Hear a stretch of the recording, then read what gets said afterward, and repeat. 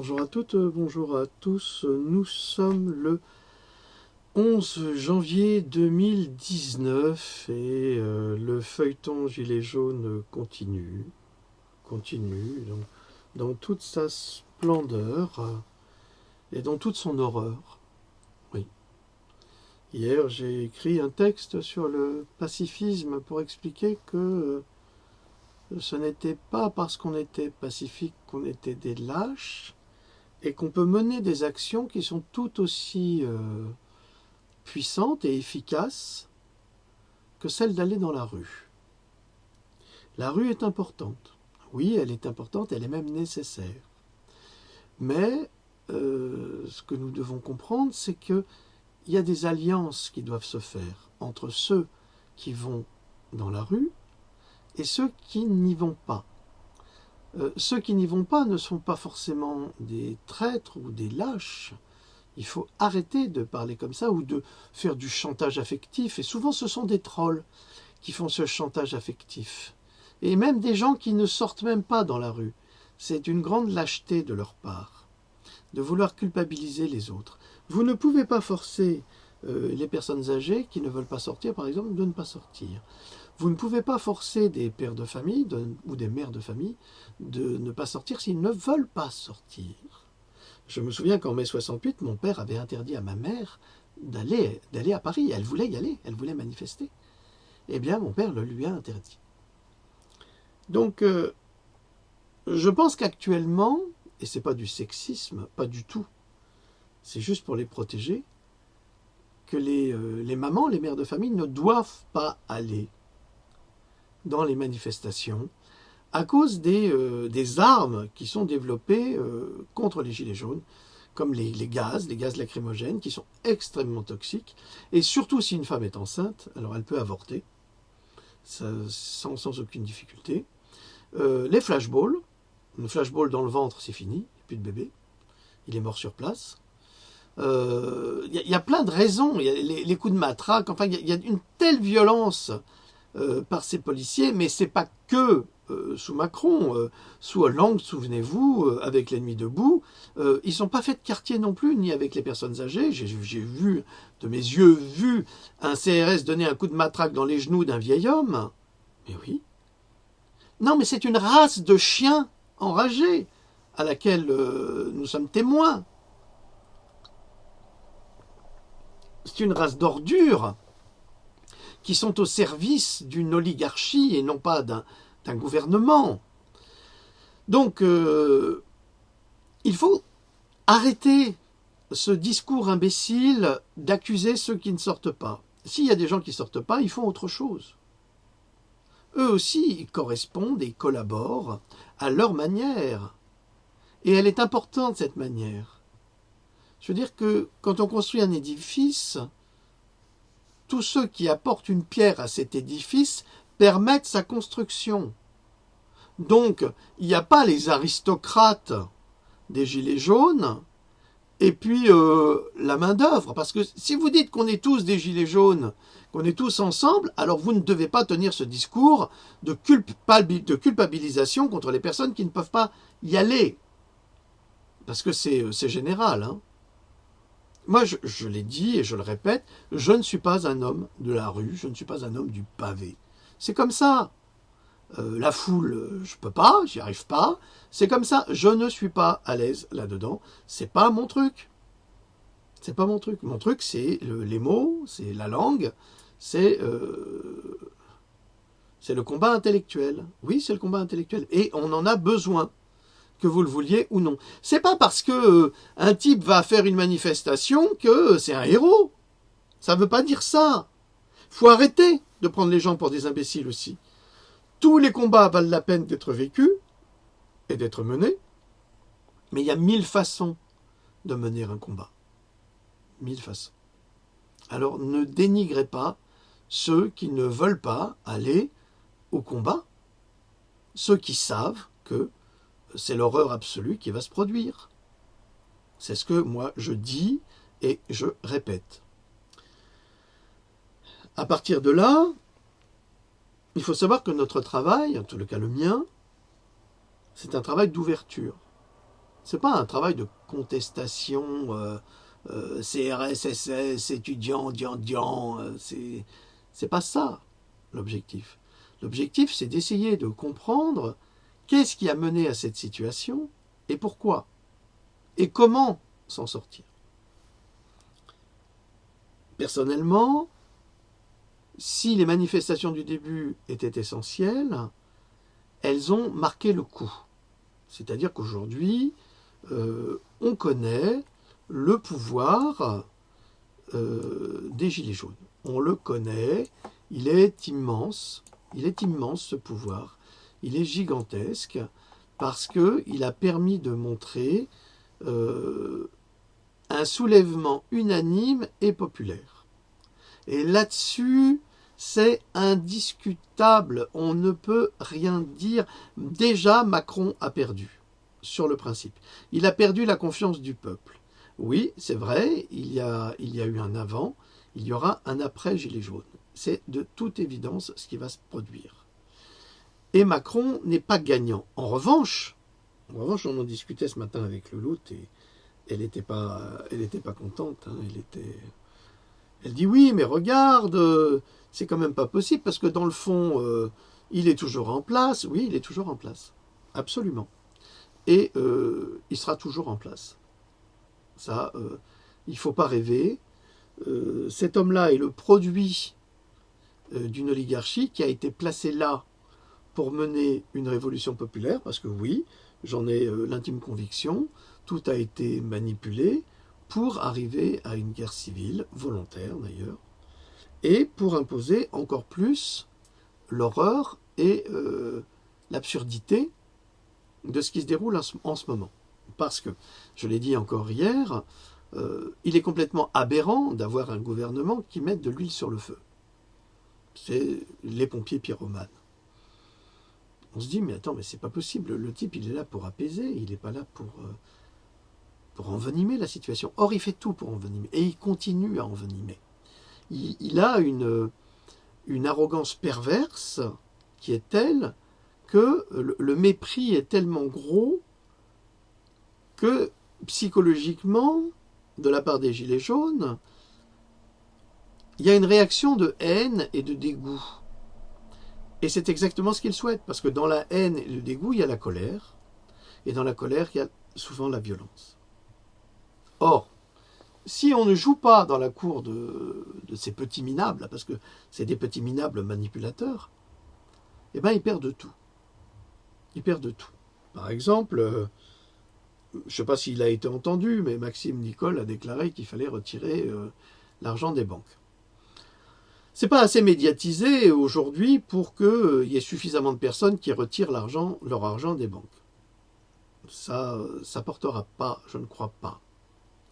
Je n'y crois pas. Parce qu'il y a plein de gens qui ne le savent pas. Et puis, retirer l'argent des banques, oui, on est d'accord, mais la plupart des gilets jaunes, ils n'ont rien à la banque. Quel argent ils vont retirer? Ils sont au 10 du mois, ils sont à moins 500. Ça s'adresse à des gens qui ont de l'argent. Mais les gens qui ont de l'argent sont eux qui font des fausses cagnottes pour les policiers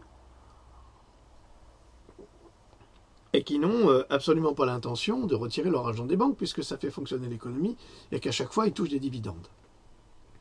Donc c'est pas ça le propos. Je me demande si parfois il ne faut pas bloquer la consommation telle qu'elle est. C'est une grève générale qu'il faut. Et ça, je l'ai dit déjà dès le départ.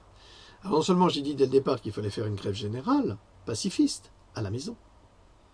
Si plus personne ne va bosser, si plus personne ne paye ses impôts, si plus personne ne paye rien, vous allez chez vos paysans, bon évidemment dans les grandes villes c'est différent.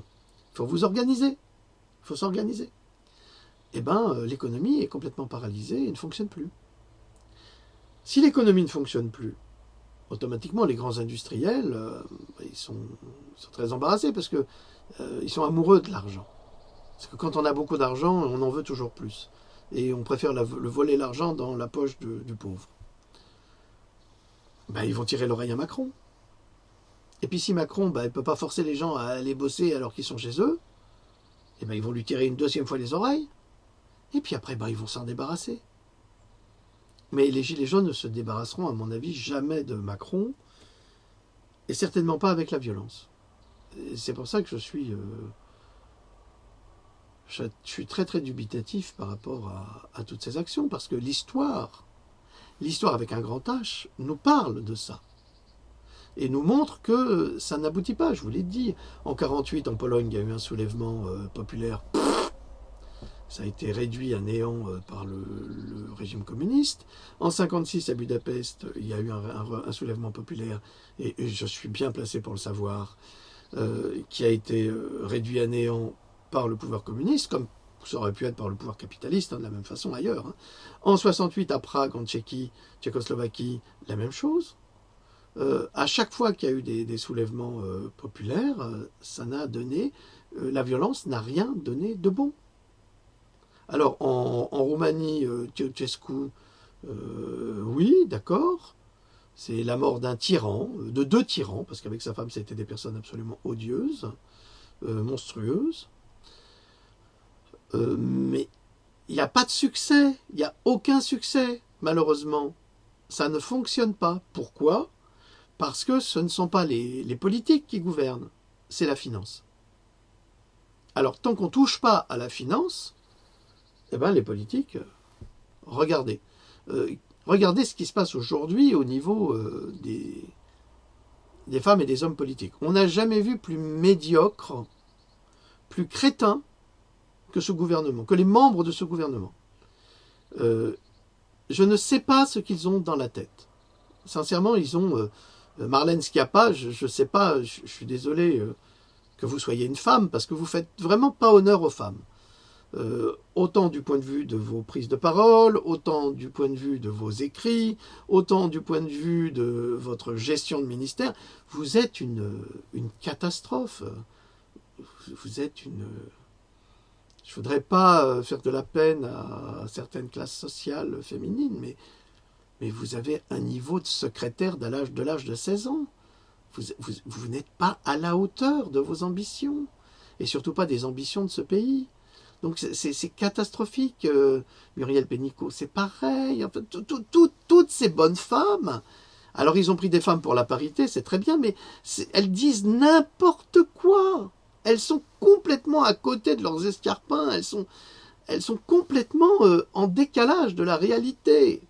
Des femmes de bourgeois, des petites bourgeoises, de pas grand-chose, ou des millionnaires, parce que c'est un gouvernement de millionnaires la plupart du temps, ou alors c'est des imbéciles qui essayent de grimper dans l'échelle sociale à travers la politique, et donc qui sont capables de se vendre, vraiment de se vendre comme des prostituées pour occuper une fonction. Et se dire, bah moi j'ai fait partie d'un gouvernement. Mais en tous les cas, quand le gouvernement Macron va s'arrêter, il ne faudra pas être fier d'avoir fait partie de ce gouvernement. Alors tout le monde croit que on va démissionner Macron, on va le foutre à la porte. Mais moi j'y crois pas du tout. J'y crois pas du tout parce que... alors bien sûr ils ont peur. Ah, et bien sûr. Mais ils sont bien plus armés que nous. Non seulement ils ont des CRS, des policiers en armes, la BAC, mais vraiment, on a des tueurs là. Mais en plus, ils ont aussi l'Eurogencorps. 10 000 hommes. 10 000 hommes l'Eurogencorps. Et je peux vous dire que c'est des véritables agents secrets. Hein. Alors, versés dans l'art de l'infiltration, versés dans l'art de la destruction, versés dans l'art du terrorisme, versés dans l'art de tuer. C'est des... En fait, c'est une milice de l'Europe qui a été mise en place pour s'opposer aux policiers et à l'armée qui viendraient en aide au peuple. Donc Macron, il a ça. Ensuite, il a des armes extrêmement toxiques. C'est ce fameux gaz incapacitant qui se trouve dans ce blindé, dans ces blindés qu'on a vus, entourés de l'Eurogencorps. Alors, je peux vous dire que ce gaz incapacitant, c'est un gaz qui peut vous rendre aveugle, qui va provoquer des vomissements et des diarrhées quasiment instantanées, et qui va clouer sur place, dès qu'il va être lâché, entre 2 à 3 stades de foot. Comment vous voulez, les gitans là, Quand vous allez vous retrouver à vomir vos boyaux et à chier dans votre froc dans des conditions épouvantables, parce que en haut, un petit dictateur a décidé de vous exciter, vous ferez quoi là? Qu'est-ce que vous ferez? Vous deviendrez peut-être même aveugle à cause de ces produits toxiques. Alors, est-ce que ça vaut la peine? C'est la question que je pose. Est-ce que ça vaut la peine? Alors qu'en fait, tout peut être fait d'une autre manière. On a ce que j'appelle les manominus, qui sont soi-disant des anonymous, soi-disant des pirates informatiques disposés à aider le peuple. Ils n'ont jamais aidé le peuple. Pour moi, c'est des gens qui travaillent pour la CIA ou pour les services secrets, c'est tout. Ces gens-là, ils ont le pouvoir de paralyser tout un gouvernement puisque tout est numérique. Vous avez bien vu sur Wikileaks, vous pouvez trouver tous les mails. Ça, c'est très intelligent, hein, c'est de leur part sans doute. Et c'est pas assez pour moi. Ils ont réussi à piquer tous les mails de En Marche d'avant les élections à après les élections. Et dès le départ, on sait que Macron voulait ruiner les Français. C'est marqué noir sur blanc. Il faut aller sur Wikileaks et vous trouverez tous ces mails. C'est très bien catégorisé. Vous verrez, vous serez surpris. Vous serez très très surpris. C'est pour ça qu'ils veulent paralyser Internet de la même façon. Et c'est pour ça que je veux créer une chaîne d'information libre.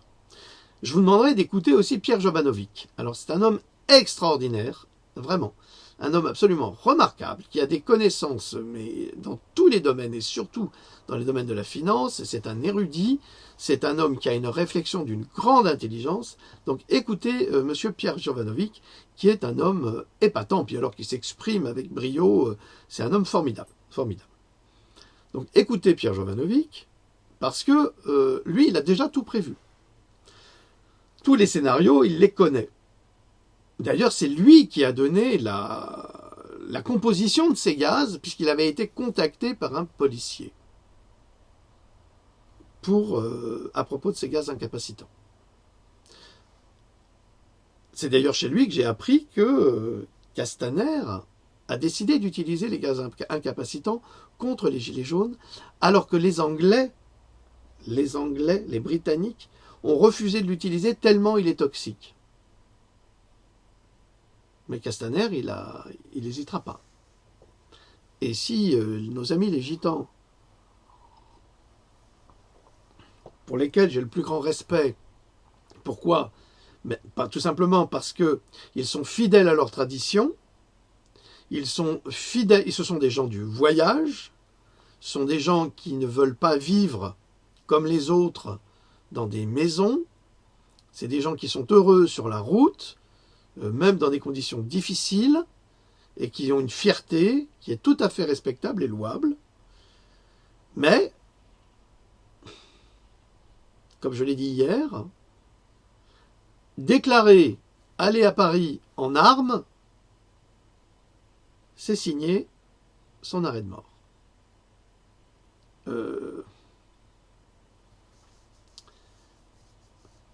Quand j'étais jeune, ma mère avait une bague, il y avait une inscription en basque dessus, qui lui avait été offerte quand elle était jeune, je crois.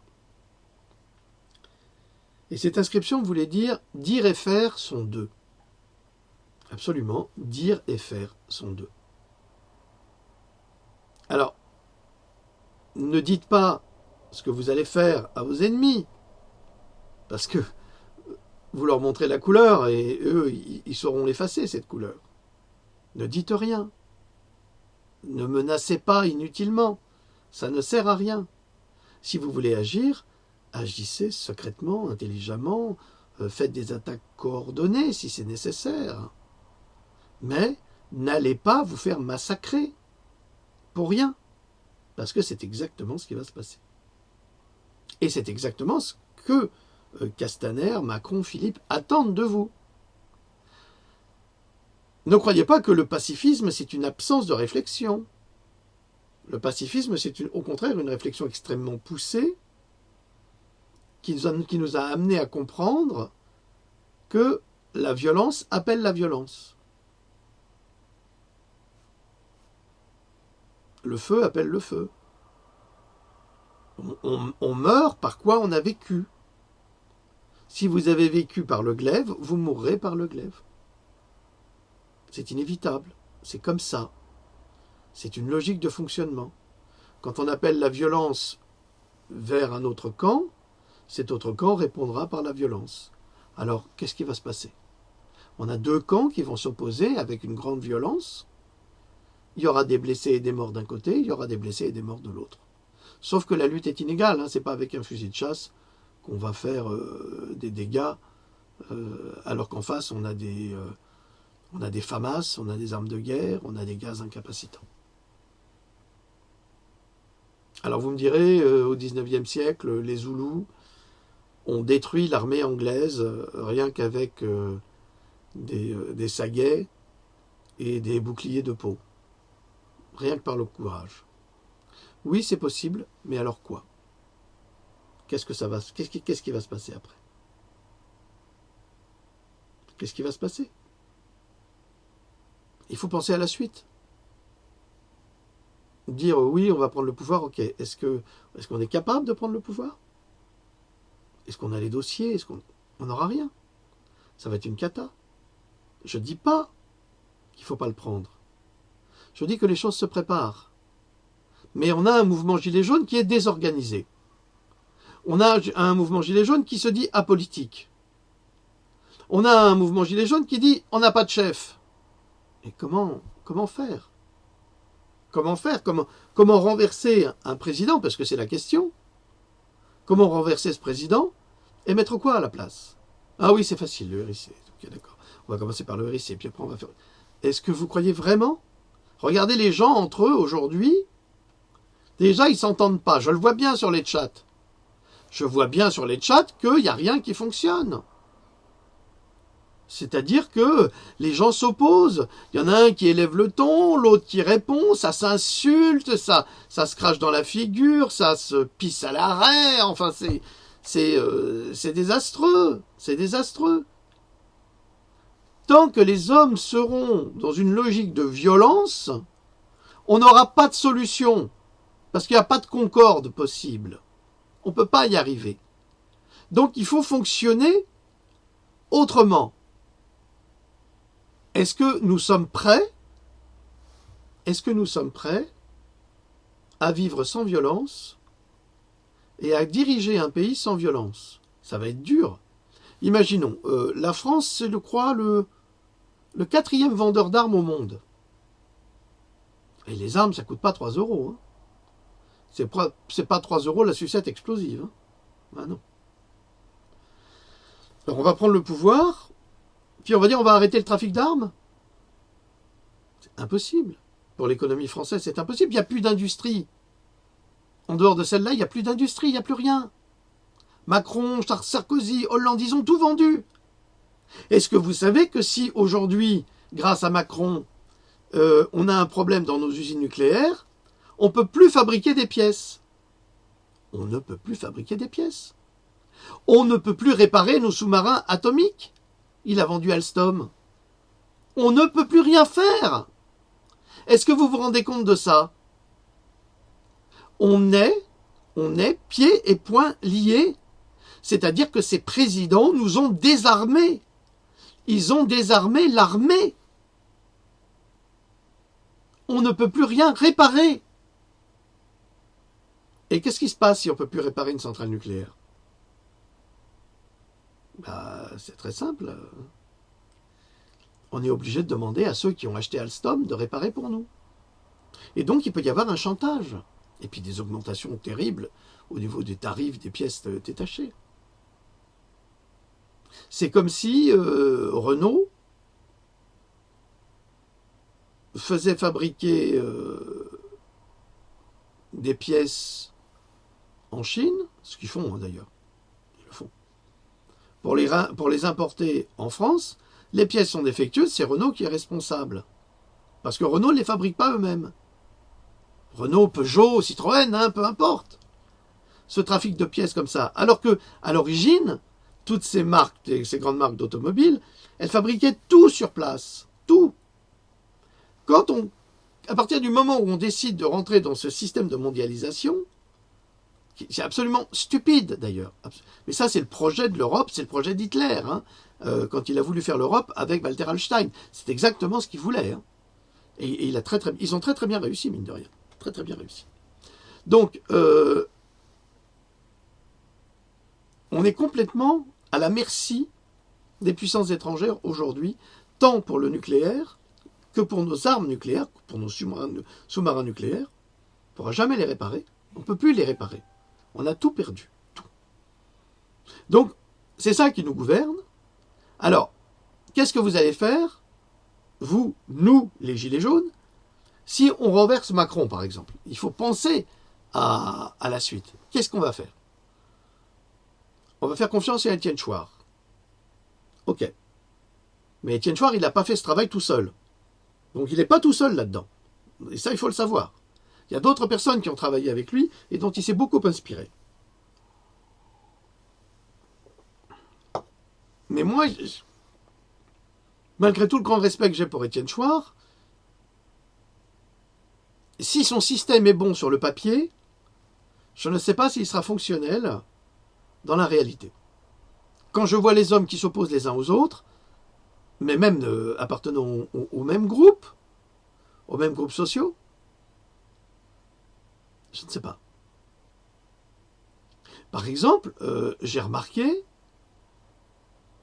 vous connaissez mon engagement pour les Gilets jaunes, vous le savez, sauf que moi je suis un pacifiste, j'ai le droit, excusez-moi, je n'ai jamais été contacté par personne. Jamais. Est-ce que vous vous rendez compte de ce que ça veut dire? Ben, je trouve ça très intéressant. Parce que c'est là qu'on se rend compte. Alors maintenant, je vais dire ça, ils vont me contacter. Enfin, peut-être ou peut-être pas, mais ça n'a aucune espèce d'importance.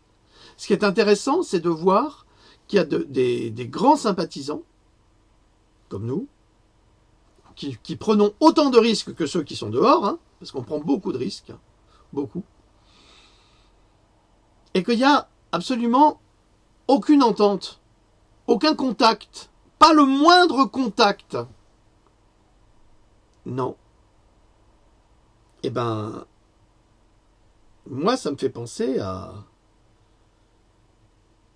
un mouvement politique qui veut se garder la part du lion. C'est exactement ça à quoi ça me fait penser. C'est pour ça que je reste observateur. Parce que j'ai pu remarquer que ceux qui se présentent pas comme des leaders, mais qui sont des leaders, ont derrière eux une équipe de 15 à 20 personnes qui décident pour tout le monde. C'est déjà un État dans l'État, quelque part. Et c'est un petit peu malhonnête, hein, parce que c'est pas dire la vérité. Et si on ne dit pas la vérité, on manipule. Alors dès le départ, j'avais dit, il faut faire une liste aux européennes. Non, tu dis n'importe quoi, t'es con, t'as rien compris. J'adore là, je vous aime beaucoup, mais vous comprenez rien à la politique, vous entendez rien. T'inquiète, bonhomme, la politique, moi je suis né dedans. Je la comprends peut-être mieux que toi, même si j'en parle pas. Parce que quand t'as un père qui a fait une révolution en 56 et qui te parle de politique depuis que t'es tout petit, je peux t'assurer qu'on connaît très très bien la politique. Mon frère et moi, on la connaît très bien. Ça, je peux vous l'assurer. On est habitués, on a été élevés là-dedans. Donc, quand je parlais de ça, je me suis fait insulter, critiquer, tous les mots hein, des trolls habituels. Aujourd'hui, on a Jacqueline Moreau qui fait une liste. Mais Jacqueline Moreau, on a très très bien compris que c'est une amie du président Macron, je le suppose. Je ne veux pas dire c'est parce qu'on n'a pas le droit d'affirmer, on n'a pas de preuves tangibles. Mais elle travaille pour le président Macron puisque le président de l'Assemblée a encouragé Jacqueline Moreau à créer une liste Gilets jaunes. Et quand on connaît les liens qu'il y a entre le président de l'Assemblée et le président Macron, il est quasiment incohérent que cette femme sortie de rien, et qui d'un seul coup a fait des millions de vues alors que personne ne la connaissait, en dehors son miroir, miroir hypnotisant, miroir, miroir, dis-moi qui est la plus belle. C'est pas toi, c'est Gilets jaunes. eh bien, elle fait une liste avec un monsieur, je crois, un autre du Front National, enfin, sympathisant Front National, aux européennes. En fait, elle fait ce qu'elle a toujours voulu faire. C'est-à-dire que c'est un pur produit de la macronerie qui a utilisé les artifices des gilets jaunes pour se placer. On est d'accord maintenant là-dessus, c'est entendu. Maintenant, j'ai vu hier que un gilet jaune, chef d'entreprise, je crois d'origine turque, française, lui aussi fait une liste aux européennes. Mais là, j'entends personne, hein, je ne dis pas des critiques, rien du tout. Pourquoi j'ai parlé des européennes? Parce que j'ai dit qu'il faut torpiller le système par l'intérieur. Pas ce qui se passe maintenant. Il faut utiliser la force vive des gilets jaunes, parce que Dieu sait qu'ils sont nombreux. Et si tous ces gens se mettent à voter, ils peuvent placer eux-mêmes un gouvernement gilet jaune. Et c'est encore plus fort que les idées des uns ou des autres, sans vouloir les dénigrer. Mais le système ne changera pas. Ce qui change, en revanche, c'est la pensée. C'est la pensée des gens. Emmanuel Macron a perdu. Il a perdu la confiance. Il a perdu le sens commun. Il a perdu son rôle de président, qu'il n'a jamais vraiment eu. Il a tout perdu. Aujourd'hui, la presse a tout perdu. Presse du mensonge, presse de la traîtrise, presse de la lâcheté et de la manipulation. Évidemment, vous savez que la presse appartient à une dizaine de milliardaires et de banques. Xavier Niel possède Free et le journal Le Monde, par exemple, entre autres, avec également la Banque Lazare. Des banques ont acheté toute la presse du Sud-Ouest. Tous les organes de presse sont aux mains de financiers, milliardaires et de banques. Or, nous nous battons contre qui? Contre Macron? Non, Macron n'est qu'un représentant. Je l'ai déjà dit, et il le sait d'ailleurs. Il n'est qu'un représentant, qu'un être obéissant. Il obéit à ses maîtres, qui sont les Rothschild, entre autres, et c'est sans antisémitisme aucun. Les Rothschild, c'est une entité bancaire. Je passe au-delà de l'origine religieuse, on n'en a rien à faire, c'est pas ça qui compte. Non, je suis désolé, c'est pas ça qui compte. Ne venez pas avec vos histoires de Khazars, ci et ça, ok, d'accord. Mais pour l'instant, ne mélangez pas tout. Pourquoi? Pourquoi je dis ça? Parce que vous mettez de la confusion dans l'esprit des gens qui ne savent pas. Et c'est très grave. Parce que tout le monde n'a pas votre niveau de connaissance. Tout le monde ne sait pas. Si vous voulez qu'on parle des Khazars, je peux très bien vous parler des Khazars. J'ai même un très beau livre, le dictionnaire Khazar. Je connais très très bien. Vous savez, moi je viens de l'Est. Donc je connais très bien tout ça. Ça fait des années que j'ai travaillé dessus. Mais ce n'est pas le cas de tout le monde. Et ce n'est pas le cas de monsieur ou madame Gilet jaune. De monsieur et madame Gilet jaune qui sont agriculteurs ou agricultrices, qui ont travaillé toute leur vie à se briser les genoux, à se briser les mains, à se briser le dos pour toucher une retraite de 700 €. Ces gens-là ne savent pas. Alors après, vous mettez une telle confusion qu'ils sont perdus. Donc, soyons modérés. Et lorsque nous parlons de la banque Rothschild, utilisons simplement le système bancaire et financier. Il y a des gilets jaunes qui ont fait un excellent travail à Paris, où ils ont été au siège social de la banque Rothschild avec des panneaux pacifiques, où ils expliquent que l'ordure du système. Et ils le montrent avec des panneaux, mais tout à fait pacifiques. Bon enfant. Comme ça. Au débeauté, comme on dit. Eh bien ça, c'est un très bon travail pédagogique qui a été fait là. Mais, s'il vous plaît, ne venez pas après avec vos Illuminati, Khazars, machin. Au lieu de parler d'un savoir que vous n'avez pas, eh bien, faites une vidéo pour expliquer aux gilets jaunes, vous marquerez les Khazars expliqués aux gilets jaunes. Ah, ne me demandez pas de le faire, j'ai pas envie de le faire. J'ai pas le temps, ça nécessite énormément de temps pour faire un travail qui va être de toute façon confus. C'est assez long à faire. Donc, je vous en prie, au lieu de donner des leçons, faites-le. Et soyez pédagogue pour permettre aux gens de comprendre toutes vos allusions. Illuminati, mondialo-sioniste, machin, petit... Soyez des historiens et faites votre travail d'historien de façon rigoureuse, au lieu de lancer des grandes phrases qui veulent rien dire et qui amènent une terrible confusion dans l'esprit des gens. Et après, ça crée inévitablement de l'antisémitisme, de ci, de ça. Alors j'ai quelqu'un qui m'a mis hier, bon c'est un troll, il m'a dit « Toutes vos références sont juives ». Ah là, je suis tombé de ma chaise. Tu vois ce qu'il y a derrière toi? Il y a plein de références. Plein. J'ai de tout. J'ai tous les livres saints. J'ai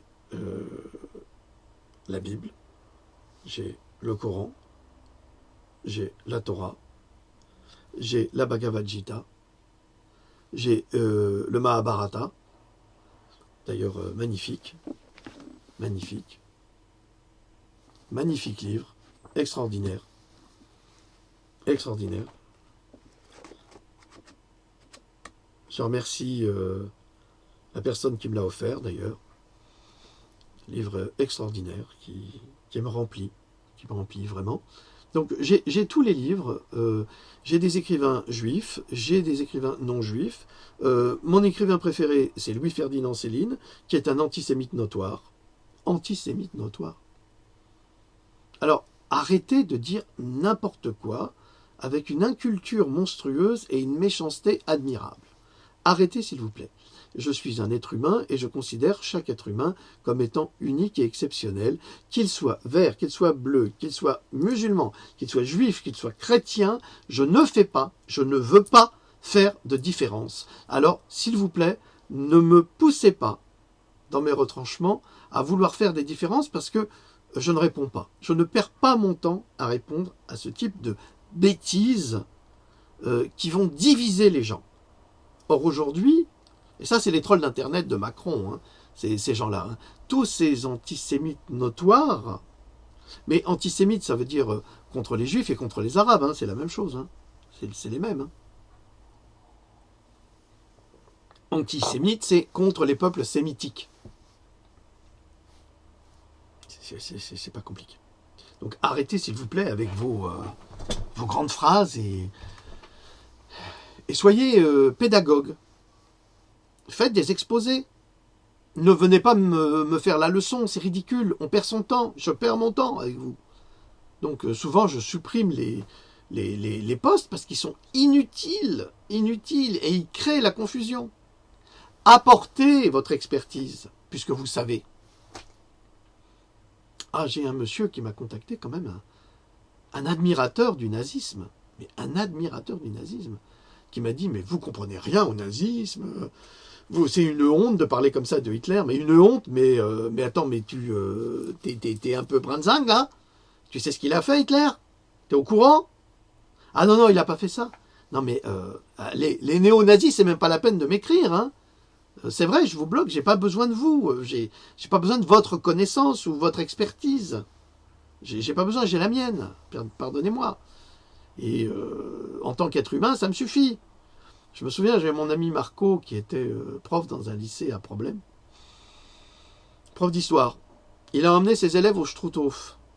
Le Struthof, c'est le camp de concentration qu'il y avait dans les Vosges, en Alsace. Alors au début, tous les élèves, ouais, les juifs, patati, Hitler, vive Hitler, machin, tout ça, ça déconnait complètement. Ils ont visité le camp. Quand ils sont repartis, tout le monde pleurait. Les Arabes, musulmans ou pas, les autres, tout le monde pleurait. Et ben voilà, c'est ça l'humanité. C'est la prise de conscience.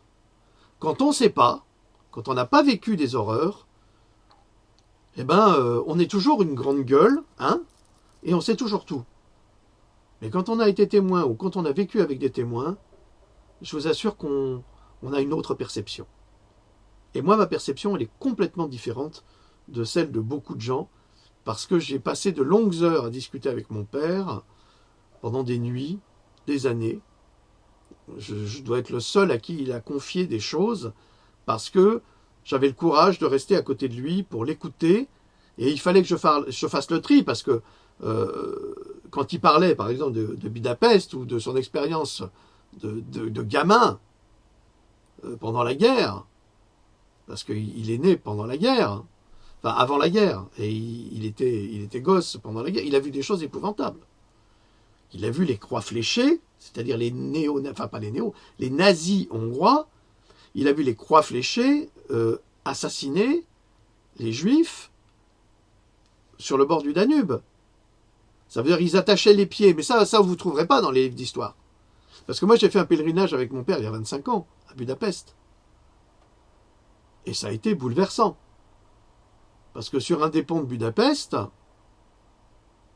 et mon père, qui parlait peu quand il n'était pas imbibé par l'alcool, m'a montré une jetée. Il m'a dit, c'est là que ça s'est passé. Et j'ai dit, qu'est-ce qui s'est passé, papa?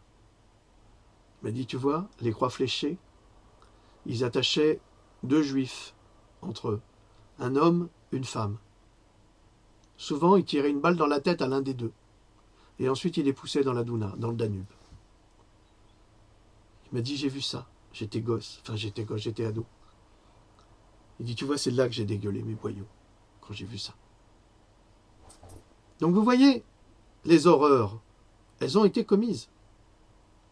Et ces horreurs, on les retrouve aujourd'hui, pas exactement pareilles, mais avec la même violence de la part de la police de Macron.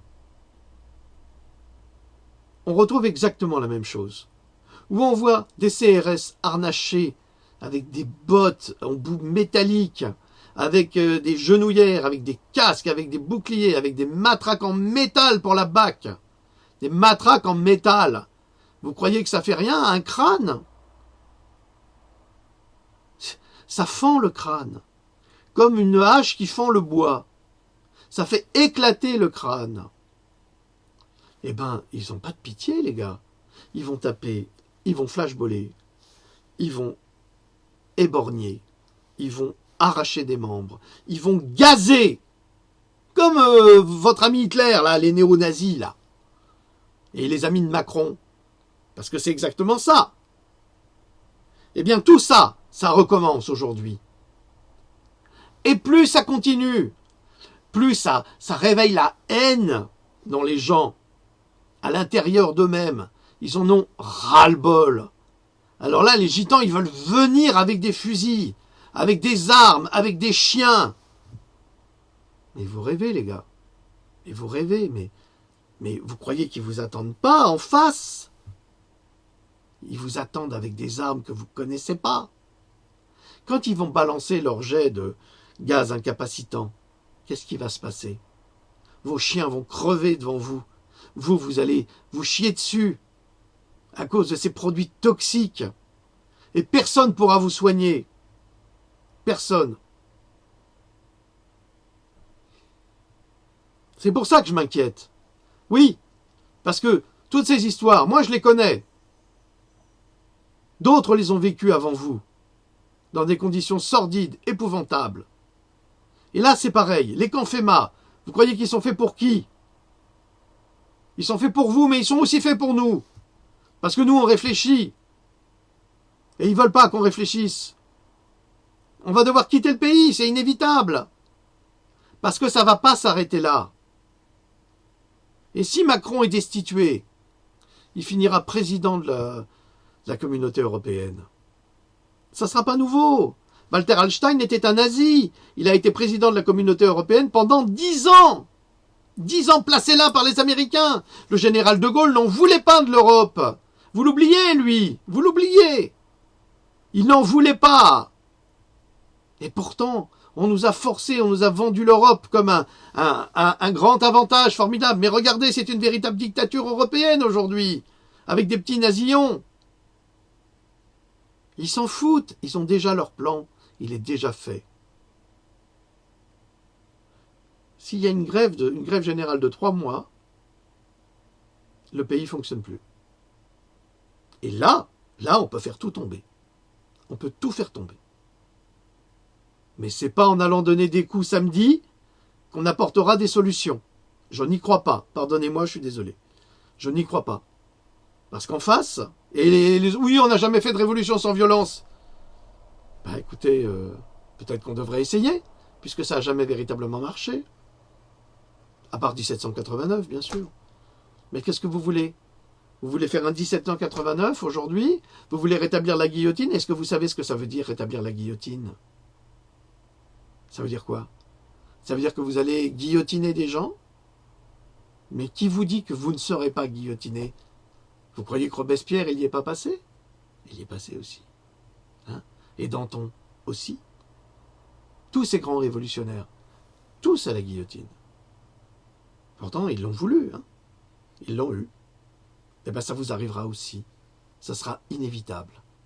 C'est pour ça que la violence n'amène que la violence. Il n'y aura pas de solution avec la violence. Et je discutais encore ce matin avec une personne que vous connaissez bien, qui fait des lives souvent, et qui me dit peut-être qu'on sera obligé d'y arriver. J'ai dit non. Moi, je ne bougerai pas de ma position de pacifiste. Et je resterai pacifiste jusqu'au bout. Parce que si on passe le pas, c'est terminé. Il n'y aura pas, ça sera vraiment du non-retour. Du non-retour. Et en face, ils vont développer des choses épouvantables. Voilà, c'est ce que je pense, honnêtement. C'est pour ça que j'en parle. Et peut-être que je me trompe. Et alors? Qu'est-ce que ça veut dire? Est-ce qu'on n'a pas le droit de se tromper? Est-ce que c'est pire que ce que font tous ces journaleux, ces baveux, qui sont des traîtres à la patrie? Moi, je m'inquiète pour l'humain. En tous les cas, amis gitans, si vous avez des soucis de santé, eh ben, je vous aiderai du mieux que je peux. Voilà.